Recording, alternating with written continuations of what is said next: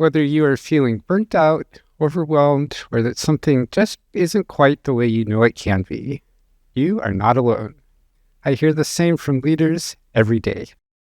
On Uncommon Leadership, we explore aligning personal fulfillment with business success, creating authentic teams, and cultivating the resilience necessary to move beyond simply surviving today's challenges into thriving. I'm Michael Hunter with Uncommon Teams, and today we'll uncover fresh insights into what it means to lead with resilience. Joining me today is Sonya Siderova. Sonya is the founder and CEO of Nave. Nave was designed to help agile teams using platforms like Jira or Azure DevOps speed up delivery, make reliable data-driven commitments that they actually keep, and continuously improve their processes. Welcome, Sonya. Pleasure to be here. I'm excited for our conversation.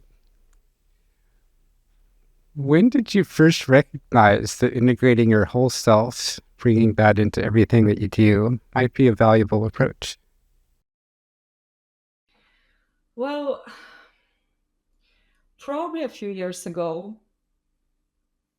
I think that was when I actually made a conscious decision to put some boundaries around my work time and family time. Because, having two little kids, having two dogs, and running a business that's just getting started, it's certainly not an easy thing. It's not an easy job. And if you're passionate about what you do, you can certainly fall into the trap of being in that space 24/7. And I know what it feels like. I've been there and I burned out quickly. And I think the problem is that when you're immersed in work 24/7, you just don't give yourself the space to breathe. You don't give yourself the space to think. And there is simply no room to step back.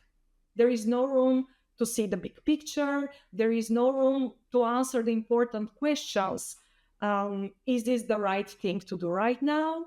Am I doing it right? Why am I doing it at all in the first place, So at some point, I just had to step back. I had to step back to revisit my why and give myself the rest and space to think. And I made a commitment to myself. I said, no work after 5 p.m., no work during weekends, no work during the holidays. And what actually happened is I started coming up with ideas. I started coming up with big ideas that actually moved the needle. And not only that, but finally I started to feel that I was bringing my whole self into what I was doing.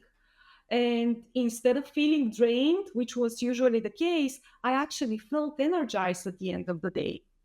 So I have to tell you, my simple answer is that simple thing of respecting my time off was the real game changer for me. How long after you decided to make that commitment and then put that into practice to take before you started seeing these benefits? Well, it wasn't an overnight thing, right? I mean, I had to start somewhere. So the first thing that I wanted to do is to spend time with my family during the evenings. That was my main thing. So I said 5 p.m., I'm shutting everything down and then I'm dedicating myself to my family. And I had to build a specific routine. I had to have a shutdown routine in order for me, to stop thinking about work and really shut down myself altogether. So that routine was related with me putting off my shoes. So I said, I will start working when I put on my shoes. As soon as I'm without shoes, I'm no longer working. So it was that little thing that helped me make that mental break. And no phones, no computers, everything got in my home office, and I wasn't allowed to get to that place. I mean, I had to be very, very conscious around how I'm going to approach this, Because here is the thing: when you make commitments to yourself, that's the way you build confidence. As soon as you make a commitment to yourself and you keep that commitment, that's how you become more confident. And I know that. And that's why I decided to start there.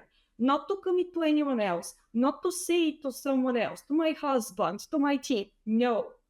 I decided to make that commitment to my own because I know that if I can't keep it, I can't trust myself to keep my commitments to anyone else. So that's why I made that one. And I have to be honest, it worked tremendously. And once I get to that first step, the next was very easy because I actually saw the difference. I saw what it feels like to be like 24/7 in that workspace and to actually bring that time for yourself, that time off, and to respect that time.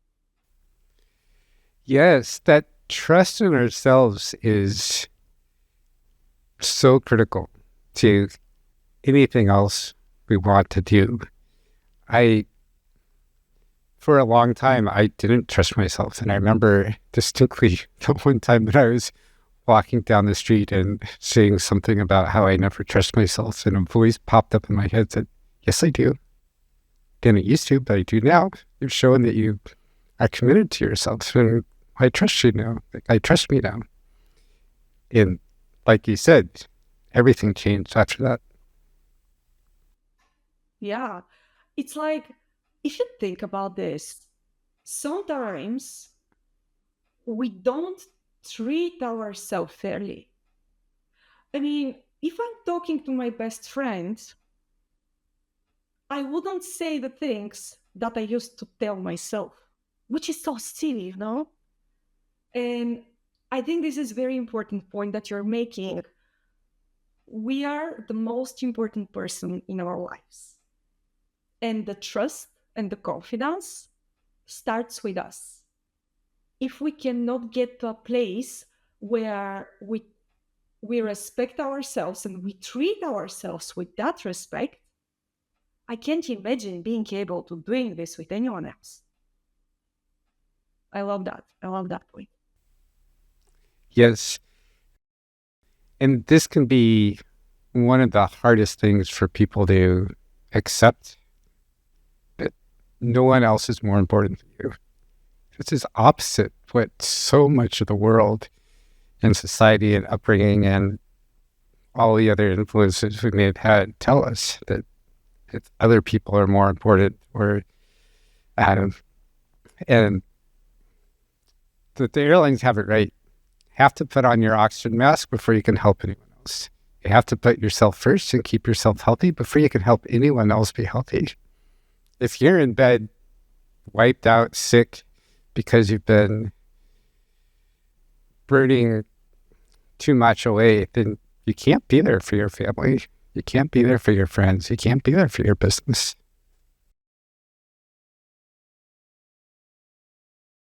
That's absolutely true. You just don't show up with the same energy. In fact, sometimes you don't show up at all. And it's just a matter of, let's take a step back, let's look inwards and start there. Yes.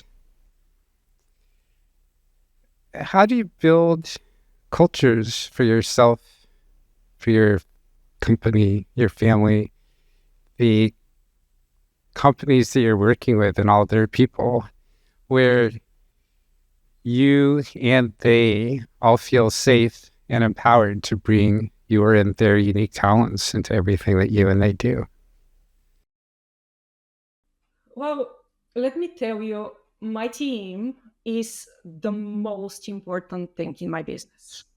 By all means, my people are the top important thing for me. And I have a very simple management style. I start from 100% trust. I don't manage my people, I manage the work instead. We have built explicit policies, we have built systems, and we have set goals that are tightly aligned with the outcomes of my business. And I assume by default that my people are there for the right reasons. My sole responsibility is to build that decision making system that suits the needs of my business. And the rules and the process policies that come with that framework, that decision making framework, enable autonomous teams to make decisions on their own. What this means is that everyone knows what to do in every single situation, and they own the framework, meaning they have the autonomy to change the framework. So it doesn't really matter whether they're working from 9 to 5, from office, from home, or some nice sunny place on the beach. It doesn't matter at all. All I care about is preserving the efficiency of our delivery system. So my focus is on the workflow. It's on how the work flows, right? The workflow, resolving any bottlenecks, blockers, dependencies, anything that's staying in the way of that work getting to our customers' hands. Because in the end of the day, it's not the amount of time we work that makes our customers stay with us, right? It's the level of service we provide for them. So as long as the work is done on time and to a high degree of quality, my team have achieved their goals. There is no need to track time, to track hours, none of it. I believe that people want to show up in a workplace that feels more like a community, a workplace where they can be among friends, where they can bring their whole selves. I don't want to manage my people. I want to inspire them. I don't stand behind them and say, go. I stand in front of them and say, let's go. Because I believe that every leader has to champion their team no matter what. They need to work with somebody that has their back. So I strongly believe that this leadership mindset is what actually let people show up with their full self and explore their talents and develop them. How did you come to this philosophy? This is everything I believe. Is this, have you always felt this way, or are there experiences you've had that have led you into this? Well, it was always there, for sure. I believe that this is part of my core values because this is everything when it comes to my business. That's how I run my business. That's how I treat my people. That's how we talk to our customers. Those are the values we live and breathe. And back in the day, when we were a software development agency, we are now a product development company. We have our own product. It's a SaaS product that we develop and improve continuously. Back in the day, it was we were responsible to help small companies and support their development efforts. So there was a situation where I had to come into a business, a startup that was managed by the two founders. There was a very small team, and I was brought there in order to help them deliver results faster. And I have to tell you, the culture was toxic. There were fingers pointing at each other all the time. The requirements were unrealistic. Every time when I heard someone start talking, they were asking for something new that should have been delivered yesterday. People stay till 5 a.m. in the morning to be able to meet those unrealistic deadlines. Everyone was burnt out. Everyone was overwhelmed. Of course, the development costs went through the roof. The partners were not really delighted by that. And the quality was really like poor. The deadlines were always missed because obviously they were not realistic at all in the first place. And because of that, people were really like drained. They didn't know why they're doing this. They didn't understand why none of their efforts are actually valued. And this was the time where I was clearly seeing the gap between the expectations that are coming from one end and the efforts that are wasted on the other. And it was obvious to me that the problem is not in the people. The problem was that there were no systems, there were no frameworks, there was no agreement on how the work is going to be done. There was no clear understanding of what's the capabilities of the team versus the demand that's coming from the market. There was no clear understanding of how to make reliable delivery commitments. Everyone was like shooting in the dark and just picking up a date, and they were expecting that this is going to come true. And it was that time when all of that started growing inside of me. And that's when I decided to start putting some systems in place, some processes in place, and we started building the analytics that we're currently using to help agile teams in order to review what's happening there, in order to unhide all of that flow of work and try to understand where the problem comes from. Because I have to tell you, when things go south, the first inner reaction, the first good reaction is that you have to push people work harder.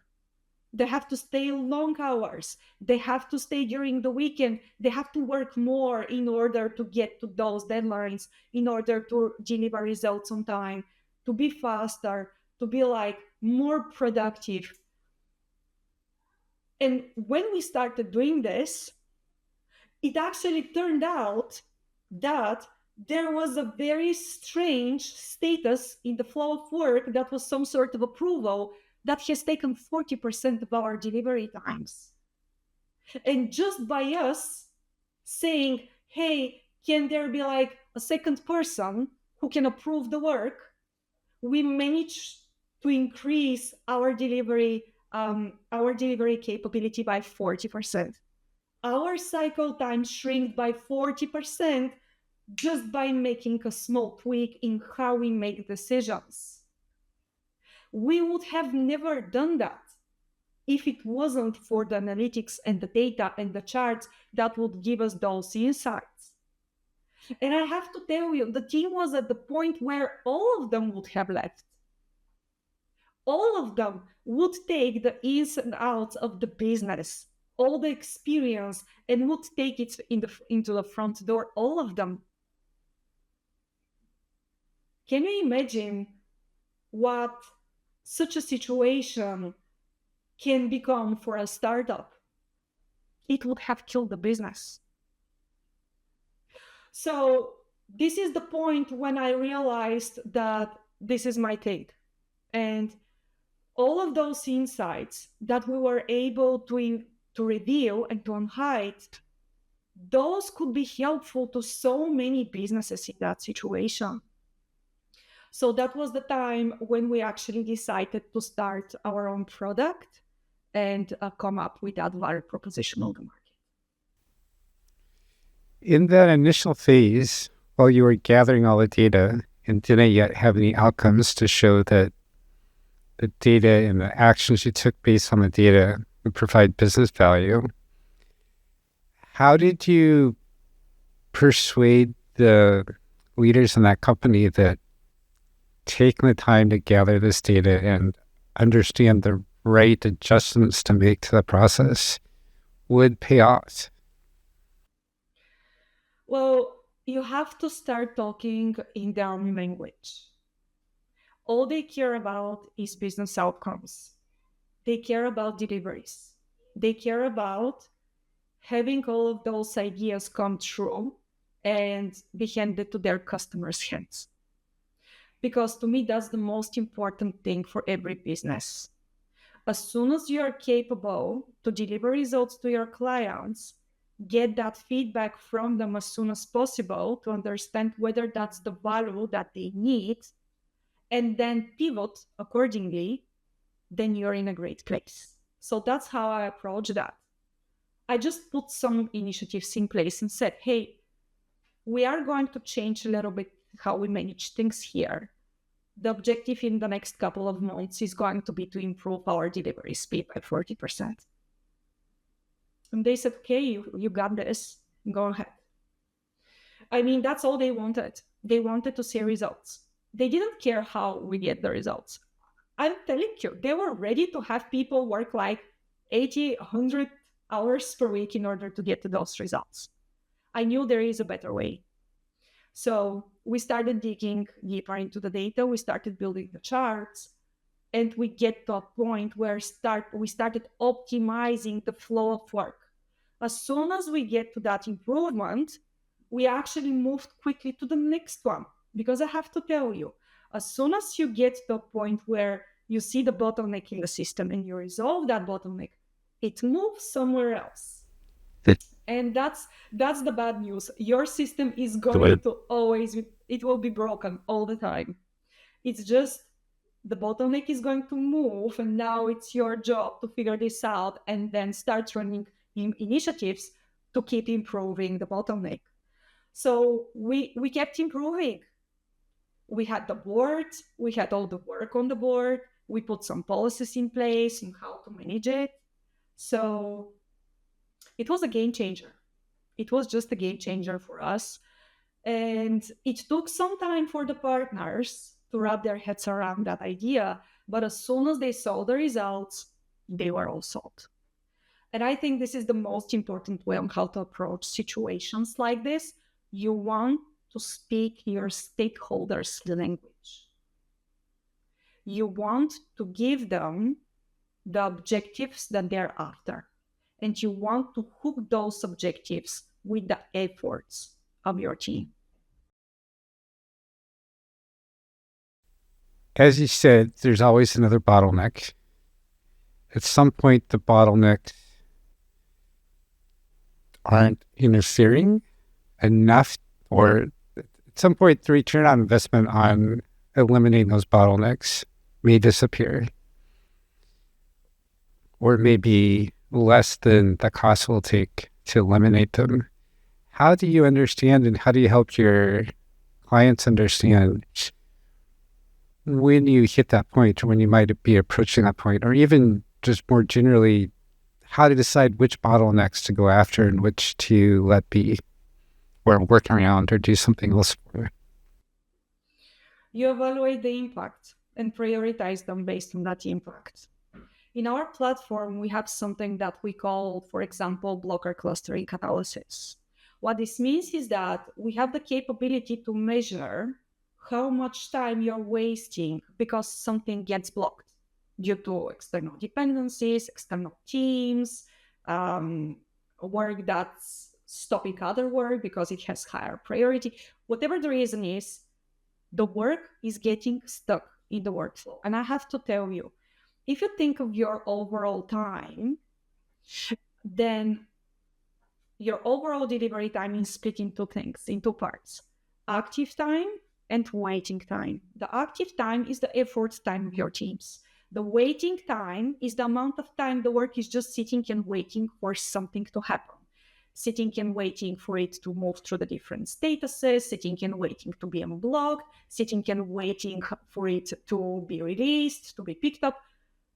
The waiting time in your process, on average, represents anything between 60 to 99% of your total delivery time. Hear me out on this stats. It is so important. The waiting time represents anything between 60 to 99% of your delivery time. So what's the point of trying to optimize the effort time? Your main goal should be to reduce that waiting time in order to get results faster. So in our platform, we have the capability to perform an analysis of that waiting time and tell you, hey, you have three types of blockers. You have internal dependencies, you have unclear requirements, and you have expedite requests. Or those are like items that are taking over the other because they're more important. From those three, the one that's representing 90% of the waiting time that you've wasted is the expedites requests. So this is your main opportunity for improvement because this is what's impacting the most your delivery speed. This is where you have to start looking into. And then it's just a matter of, hey, can we make sure that when we're prioritizing work that's more important than others, it's really more important. Maybe we have to change the criteria of how we mark more important work. Or maybe we can actually have some capacity from the team, let's say 1 or 2 people who are just, let's say, not working on the plant work, but they're just available for anything else that would come in between. So just by putting your attention there and start brainstorming ideas, you can actually come up with a solution to reduce all of that waiting time. And at some point, even though my opinion is that it doesn't matter how efficient you are and how efficient your teams are, there is always, and I mean always, a way to make things better. Always. Even if that's the point, our dashboard is going to give you your thresholds. So every metric, when it comes to flow and when it comes to business outcomes, every metric has a threshold, has a stable, healthy thresholds. As soon as you're moving in those thresholds, then your goal should be to maintain that consistency, to maintain that predictability. As soon as anything goes outside of them, that's a signal for you that you have to take action. We have a dashboard that's dedicated just for that, to give you those insights so you know at any one time what's the status of your flow and where you need to put your focus on, so that it's clear for your teams what are the next steps for them and what are the main priorities for them, so that they can keep improving and they continuously optimize the delivery system. This makes a lot of sense to me. It maps to what I see with my clients as well, even though I'm working in a completely different aspect of the leaders and teams than you are, that it's always the aspects of the situation that are invisible that are the most problematic. And the way that you work with teams, the work that they're doing is visible. The time that things are waiting is often very invisible. That's where you find a lot of the efficiencies and help your customers make improvements. With the work that I do, it's often the interactions I'm having with someone or with myself are, and the friction that's there may be visible, is often very visible in uncomfortable ways.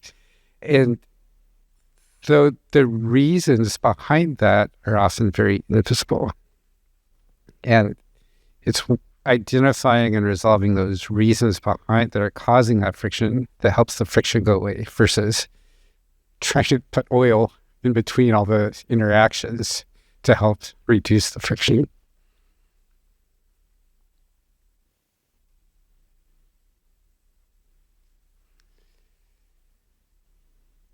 How do you help your people, the people that you're working with, at your clients and customers, yourself, your family, find their way through all the change, uncertainty, and overwhelm that seems to be what life is full of these days? I give them the opportunity to focus. I give them the opportunity to focus and keep things simple. I let them design their days and focus on the main things that lead to meaningful progress. And the way we do this is that we cut out all distractions. We block the time to do the work. One example is that our mornings, our mornings are the most productive time for us. So because of it, we don't schedule any meetings at all.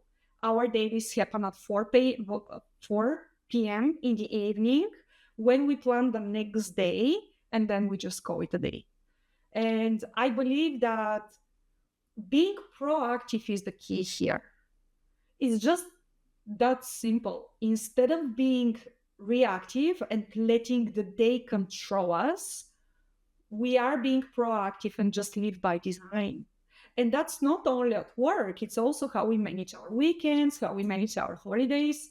Like, you've probably realized by now that I'm a systems person.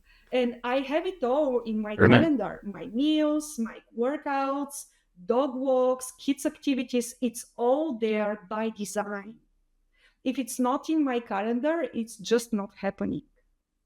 And the reason why we do this is because we want to be in control. The decision-making framework we've built and continuously optimize is what helps us make sure we're heading in the right direction when making decisions.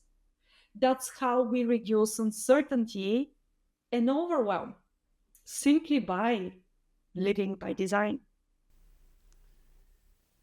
Yeah. This is a lot of what I help my clients with, is understanding who are they, how do they work best. For some of them, like with you, having that very crisp structure across every aspect of their life is so helpful. For other people, it would drive them nuts. And if we don't understand where on that spectrum we are, then we hear all the people telling us that we should just be able to be in the moment and do whatever seems right, moment to moment, and that no planning is ever necessary. And we hear all the people saying that things should be even more structured than what you prefer. We try one, we try the other, try different things, and none of it works for us, and we don't understand what's going on. If we can just take even just a few minutes of reflection on, well, these are the 28 things I've tried. This part of this one works, this one didn't work at all, this kind of worked, but not really because of these 3 things. Then we can have a little better understanding of how we work best and try a few more things. And just by these little tiny short periods of reflection and tiny experiments, we can very quickly get into something that works well for us. Yeah. And end up in a situation like you, where you know exactly what you need to do to accomplish the outcomes that you want to resolve. I strongly believe that you have to hold yourself to certain daily standards that are going to make the realizations of your goals inevitable.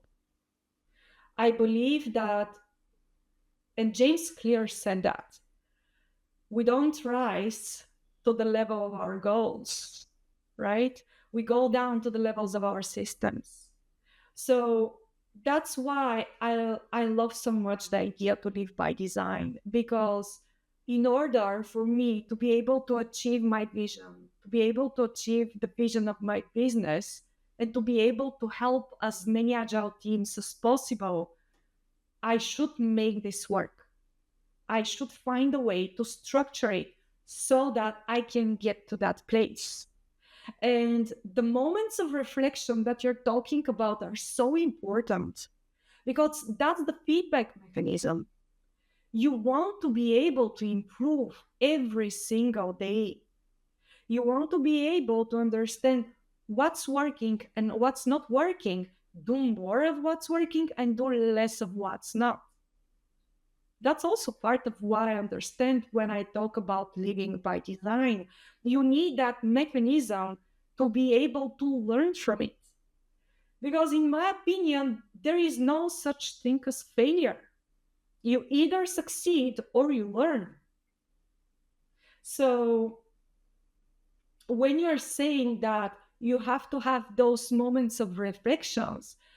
I'm trying to distill that and have every single person in my team to live by that value. Every time when jump on a call, every day when we're having the daily call, we start with what was the one thing that you believe can be done better from today.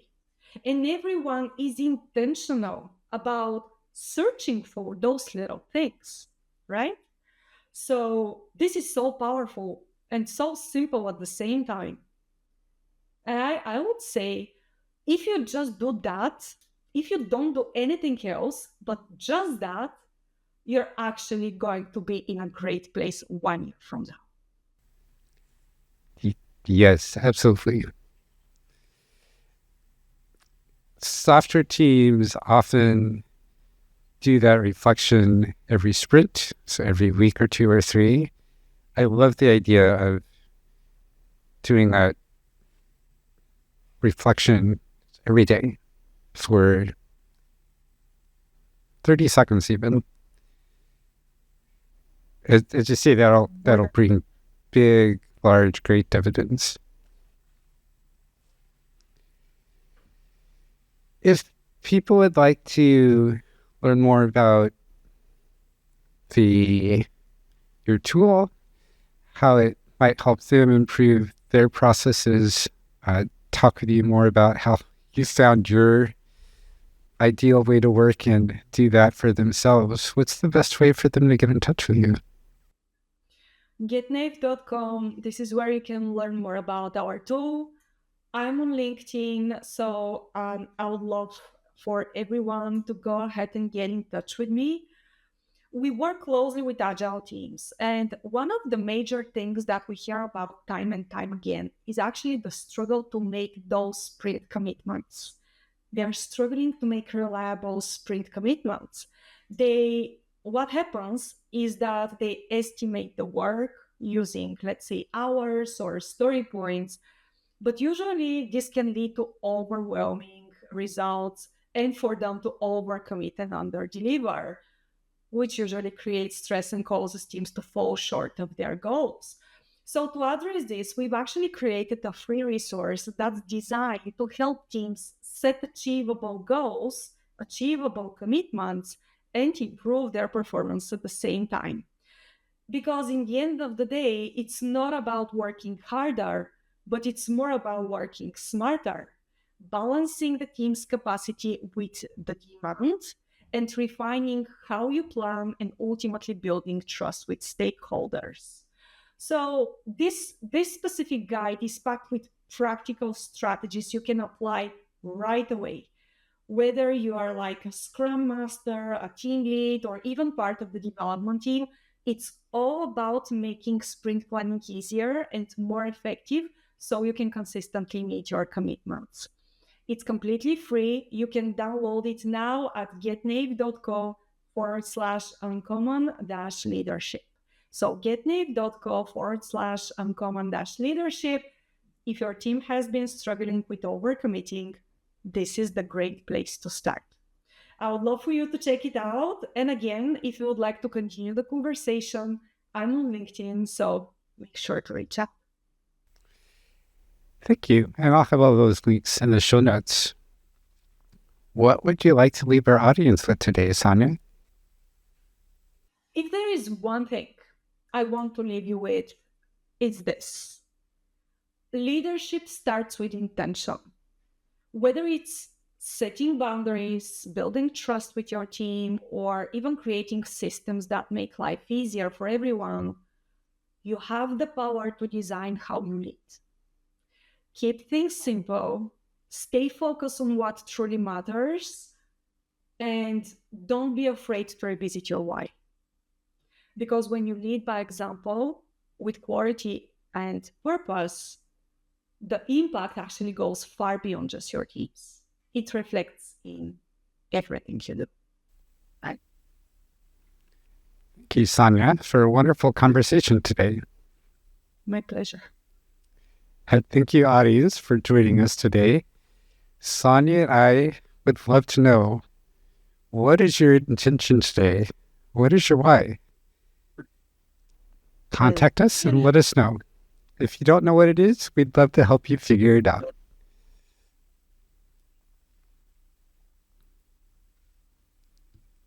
Thanks, and have a great day. Thank you.